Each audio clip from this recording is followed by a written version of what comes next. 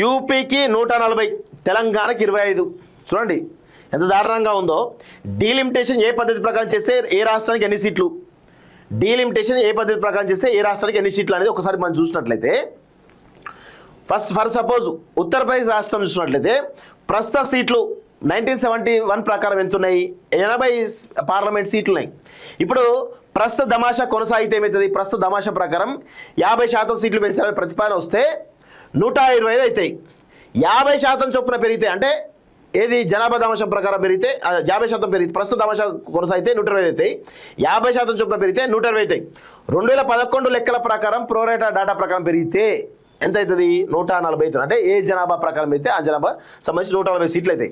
140 సీట్లు అంటే మీరు సౌత్ ఇండియాకి సంబంధించినటువంటి స్టేట్స్ ఒకసారి చూసినట్లయితే 51, 43, 35, 23, 25 ఈ లెక్క ప్రకారం తీసుకుంటే ఈ 5 స్టేట్స్ కలిపినా కానీ 140 దాటాయి.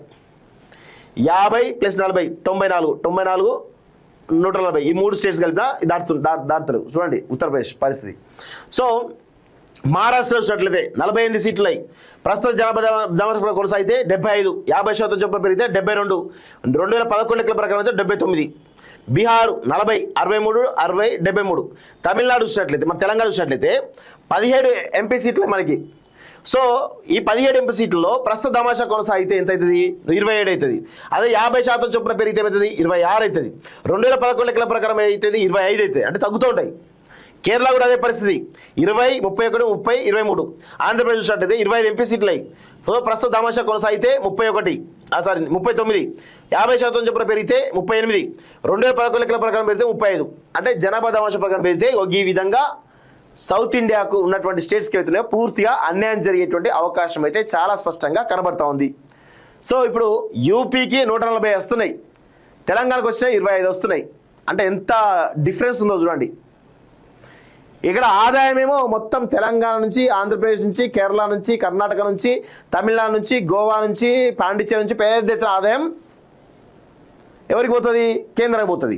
మరి కేంద్రం మన ఆదాయం తీసుకొని ఏమైనా ఈ రాష్ట్రాలు డెవలప్ చేస్తాయా, లేవు. ఆ డబ్బులన్నీ కూడా బీహార్లో వస్తాయి వాళ్ళ ఎన్నికల కోసం, లేకపోతే ఉత్తరప్రదేశ్లో వస్తారు వాళ్ళ ఎన్నికల కోసం, లేకపోతే ఇక రకరకాల స్టేట్స్లో వాళ్ళు ఎక్కడైతే బీజేపీ పాలిత రాష్ట్రాలు ఉంటాయో అక్కడే ఎక్కువ నిధులు కేటాయిస్తూ ఉంటారు.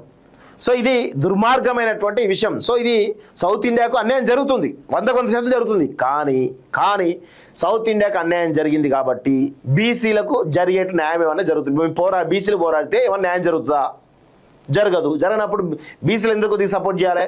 ఇప్పుడు వీళ్ళందరూ కలిసి బీసీలకు ఎన్ని సీట్లు కేటాయిస్తారో చెప్పాలి.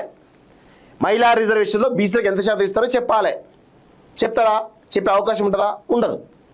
సో ఉండనప్పుడు పెరిగినా బీసీలకు వచ్చేటువంటి లాభం లేదు, తగ్గినా బీసీలకు వచ్చేటువంటి నష్టం కూడా లేదు.